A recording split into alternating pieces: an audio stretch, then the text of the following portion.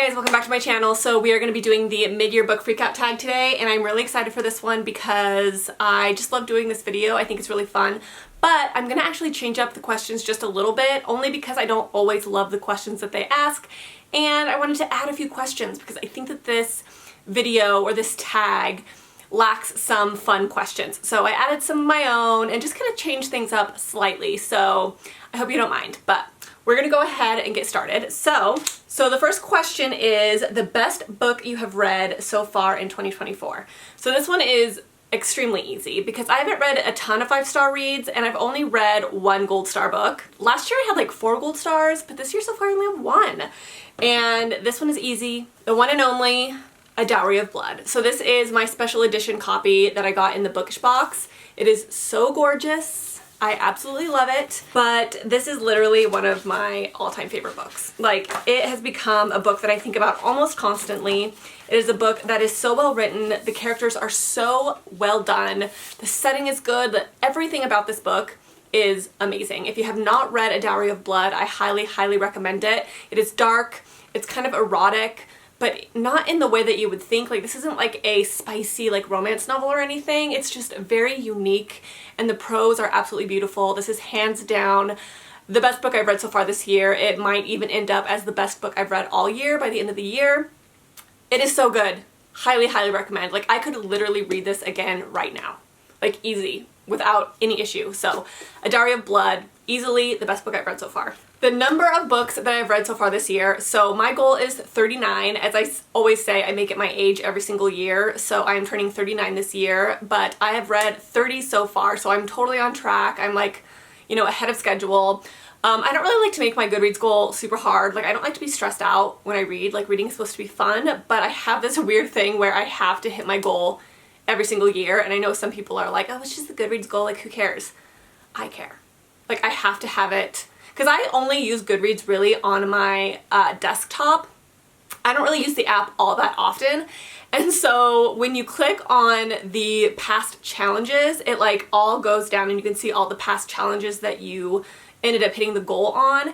And so if you didn't hit your goal one year, it doesn't show up as a year that you hit your goal. So you have like skipped years.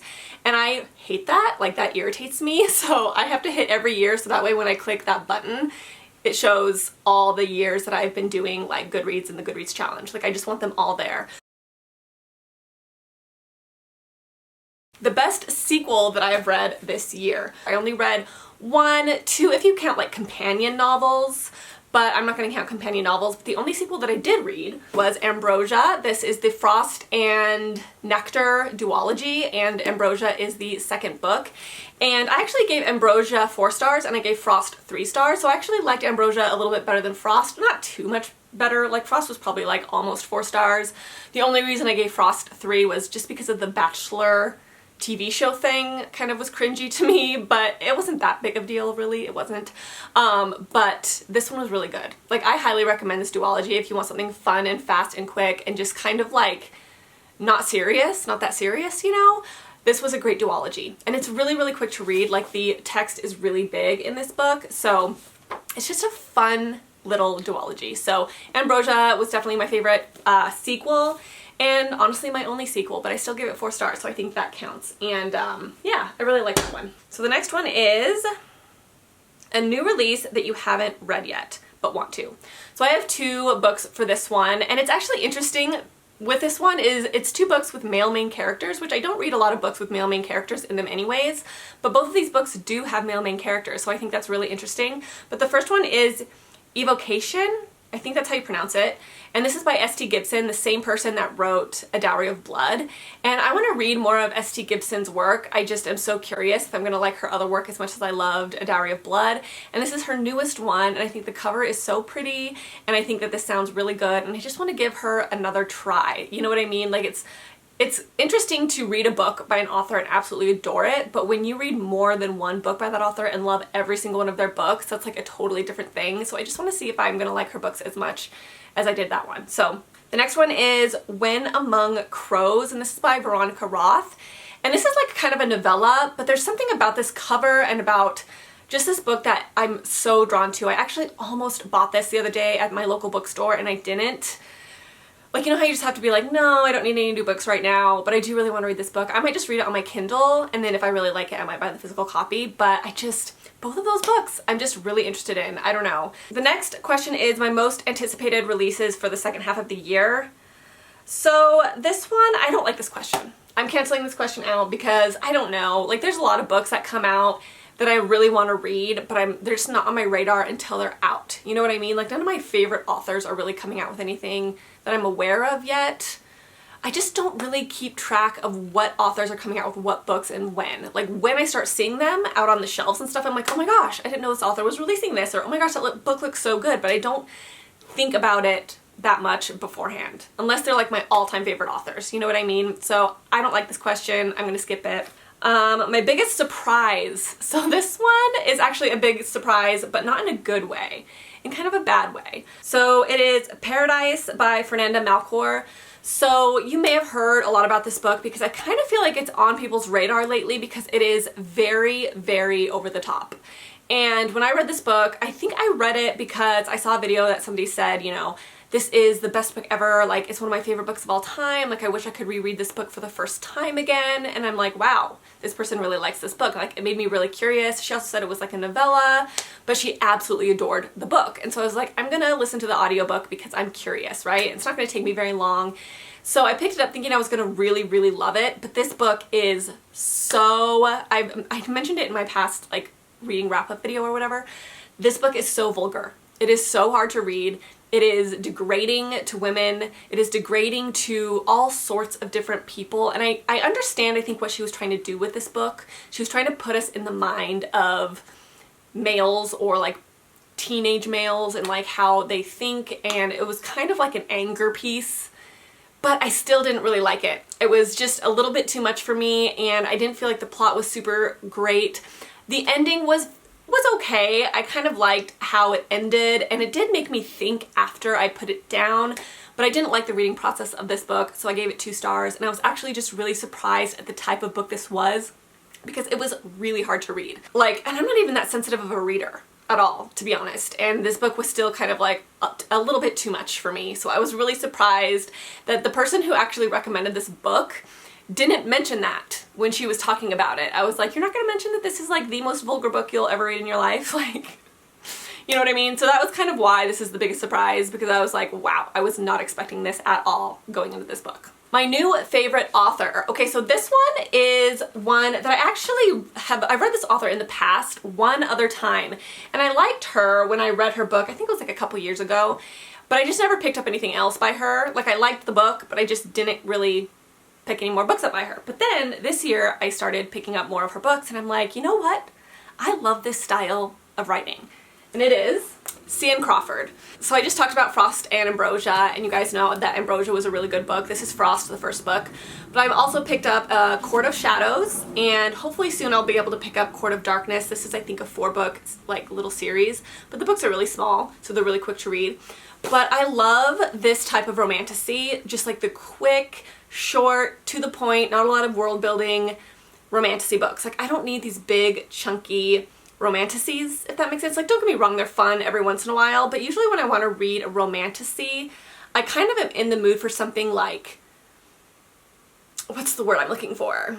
Like a guilty pleasure type of thing. Like, I just want something like quick just to give me the feels. That's what I'm looking for when I want to read like a really good romantasy. And that's what C.N. Crawford does. She just gives me the feels. She kind of gives me what I want, but in like a fast, quick, easy way. And I really appreciate that because that's kind of what I'm looking for when I go into a romantasy book. So C.N. Crawford is definitely a new favorite, just like quick, easy pickup author for me. And I'm going to definitely pick up more books, you know, that she's written in the past. And actually it's a husband-wife duo. I just say her. I don't know why, but it's like 2 people, husband, wife. My new book boyfriend, or like favorite romantic love interest. So I'm gonna have to say for this one, even though this wasn't my favorite book of all time, written by Abby Jimenez, I still really liked the main love interest in this book because he was just such a good guy.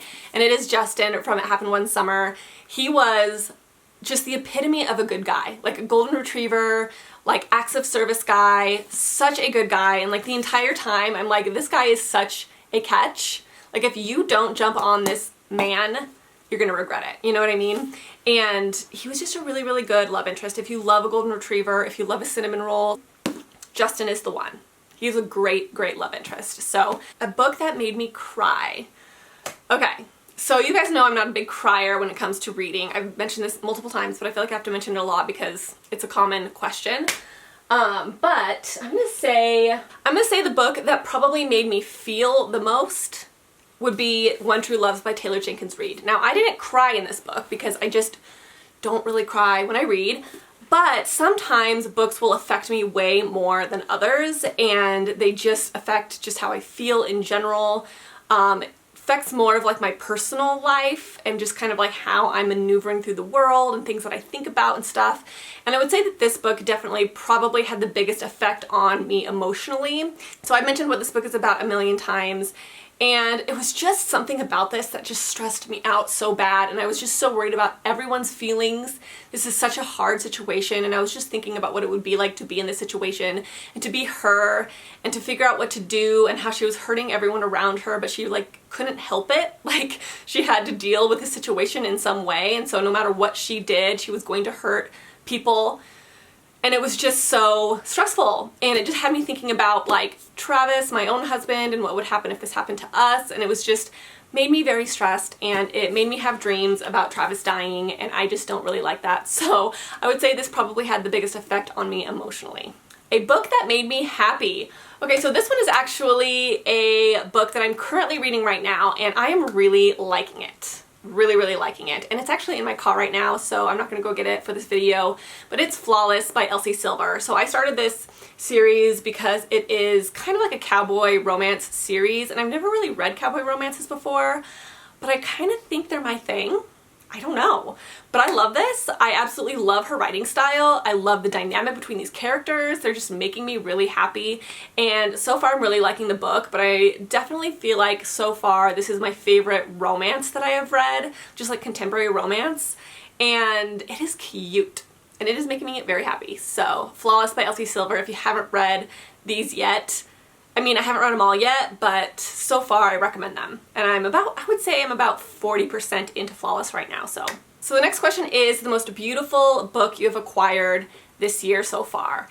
And it is definitely this edition of Coraline. So I actually picked this up on LitJoy, and it looks like this. It has this back. And I've actually not read Coraline, but Coraline is one of my favorite movies. I absolutely love it. And this is the inner, kind of end pages. This is the back one. And it is sprayed edges as well. And there's actually art inside too, which I think is really cool. So they have lots of beautiful like watercolor type of art in it. But I really want to read Coraline. Like I said, it's one of my favorite movies, and I really want to read the book. And even if I don't like the book as much as I love the movie, which has happened before, usually I feel like when I fall in love with the movie before I read the book, the movie will always have like a special place over the book. Does that make sense? And I feel like that could happen with this. I don't know, but I had to have this because it's so gorgeous, and I love the movie so much, and I'm actually really, really excited to read this, to be honest. So yeah, this is definitely my favorite and most beautiful edition of a book that I have purchased this year. So, books that I need to read by the end of the year. Okay, so I always do like a top 10 books I want to read in whatever year it is, but this year I actually did top 20. So I've read 1, 2, 3, 4, 5, 6, 7, 8, 9. I've read 9 of the 20 already. So the books that I still need to read that I have not read that are on this list is Kingdom of the Wicked, Caraval, which I definitely still am going to read Caraval at some point, hopefully. You guys know I loved Once Upon a Broken Heart series, so Caraval is like a must for me. One Dark Window, In 5 Years, Ruthless Vows, 7 Days in June, The Love Hypothesis, A Psalm for the Wild Built, The Book Thief, Happy Place, and Pen Pal. So those are still the books that I need to read that were on the list. Hopefully I get to all of them. I doubt I will. The books I have a feeling I'm not going to get to are probably Kingdom of the Wicked. I still really want to read it. I just don't know if I'm going to get to it this year. The Book Thief. I have wanted to read that book for ages, but I've just been putting it off and putting it off and putting it off like year after year after year. And it wouldn't surprise me if I don't get to it again this year, but I put it on the list because I do really want to read it. I just keep putting it off. So the next question is all the books that you've given 5 stars to this year. So as I said, I've only given 2 books 5 stars. And I'm just picky with my 5 stars lately. I don't know what it is. Like, a book just has to have a certain vibe. And just because they're not 5 stars doesn't mean they're gonna automatically be a gold star. Like, I'll still give 5 stars to books that aren't my like all-time faves. Like, I have a lot of 5 stars that aren't like gold star 5s, right? But I'm still kind of picky about who or what books I give 5 stars to. So obviously the first one was A Dowry of Blood by S.T. Gibson. Just my all-time fave. I absolutely love this book. And then Half a Soul by Olivia Atwater. So I actually gave this book like a 4.5 when I finished it, and then I rated it 4 on Goodreads, but then I actually changed it to a 5 because I just couldn't stop thinking about it. I absolutely loved the characters and the dynamic between the couple. There was just so much about this book that I loved. I loved the setting. I loved kind of the magical elements of it, and even though I think the like writing style wasn't my all-time favorite, like the way she worded things and stuff, it was something that I kind of got used to by the end, and I think that's the main reason why I took off like a half of a star. But I just couldn't deny the fact that this is such a great little couple. Like, I loved the quirkiness of this couple so much, and it gave so much interest to these characters, right? They weren't just like your average couple. Like, they had a quirky vibe to them, which made me love this so much. So Half a Soul was my other 5 star. Books I want to reread by the end of the year. So this is another question I don't really like because I don't really want to reread anything by the end of the year or need to. I only like reread things occasionally, and a lot of times they're like short story collections or like graphic novels or something. But if I were to reread something this year, there are a couple books that I would choose from. A Dowry of Blood, obviously, I would reread that book like right away. I wanted to almost just start that book over the second I got finished with it, which is saying a lot. That's usually not how I am. Like, once I'm done with the book, I'm like, okay, I need a break from that world.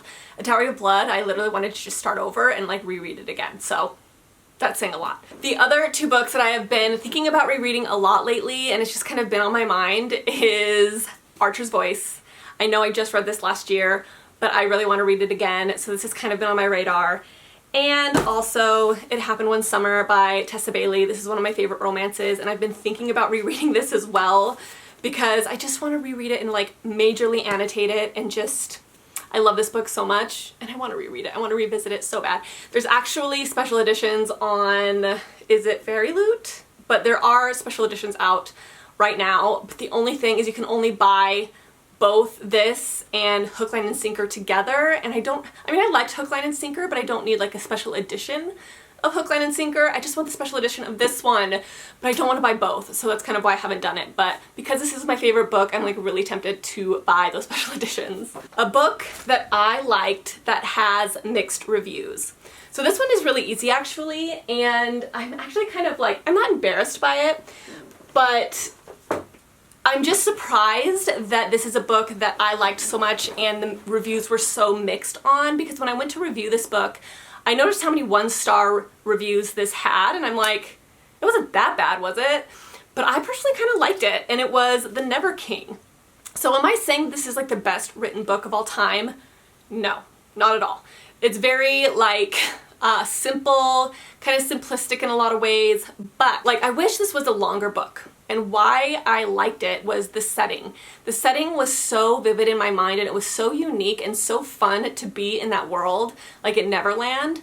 It was just so unique, and it was so fun and cozy, and like, it was like a tropical island almost. And she was kind of up in like this tree house, and I loved all the characters. I thought she did such a good job with all of these characters. Like, I could tell them apart so quickly in my head. Like, you know how if there's too many characters that are like being introduced and it's kind of hard to like keep track of which one is which?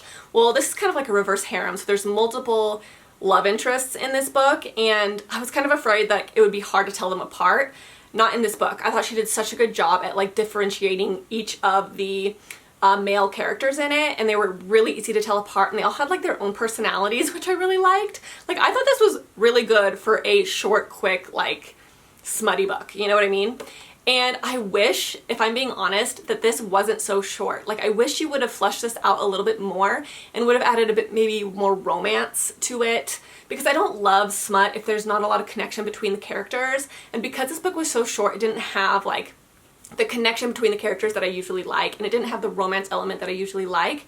And so I just wish this book was longer and she was able to flesh the relationships out a little bit better. And I think it would have been so good because, like I said, I loved the setting, loved a lot of the characters, and I don't know why so many people hated this book so much. Like, I thought it was really fun and really cute. So if you like a good, like, you know, steamy novel, this one is that, but I also really just loved the overall setting and the overall characters. So the next question is a 5-star prediction for like the second half of the year, and I'm gonna say Evocation by S.T. Gibson, which I said I wanted to read, and then the rest of the Chestnut Springs. So like I said, I'm really liking the first one, Flawless, right now, and I could see it being a 5. I really could see it being a 5, and so I'm really curious to see how I like the rest of the books and if they're going to be just as good. So I think the Chestnut Springs series is going to be, hopefully at least a couple of them are 5 stars. Will they all be? Probably not, but like I think that some of them could be, so I'm going to predict 5 for at least one of them. Okay, so these are kind of my added questions, and I just thought this would be kind of fun. So the first question is the best couple.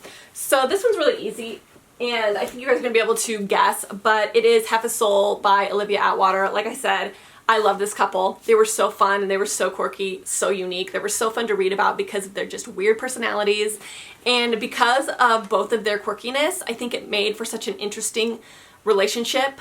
And the development was really interesting because they were such unique characters, and I just really love this. Like, I love seeing two like outcasty characters come together and just connect so well. It's just so satisfying. So this is definitely top for favorite couple. New favorite character. So I'm gonna say Half a Soul again, and I'm gonna say Dora, which is the main, you know, female character. And if you don't know anything about this, she has half of a soul. Half of her soul was stolen by like this little elf character, and so her entire life she has dealt with half of, or not half, but like no emotion, basically. Just little tiny snippets of emotion, but they're very, very like subdued, so she can kind of feel things a little bit, but not really. So she goes about everything in this book without feeling a lot of fear, without feeling a lot of embarrassment, not tons of happiness, not tons of sadness, not tons of anger. Like, so she's very quirky and weird in that way. And there's something about her that I really, really like. Like, she's just, in a weird way, she's kind of relatable. And I can't explain why, because I'm not sitting here saying that I have like no emotion or anything, but sometimes I do feel like people are very forward with their emotions, or they're very good at like expressing their emotions. I just wouldn't consider myself to be the best at that sometimes. There was just something I found relatable to Dora in a weird and unique way. So really, really loved her character, and maybe that's why I like this book so much too, is I just liked her, you know? I thought she was a good character. The next one, and the final question, and I don't know why this question isn't already in this tag, because it just seems like an important question, but my biggest disappointment. So I've had a few disappointments so far this year, but I think the biggest, like the one where I'm like really looking forward to a book and then the book ends up not being good and I'm really sad about it, House of Sky and Breath by Sarah J. Maas. So as you guys know, or no, this isn't Sky and Breath, this is House of Flame and Shadow.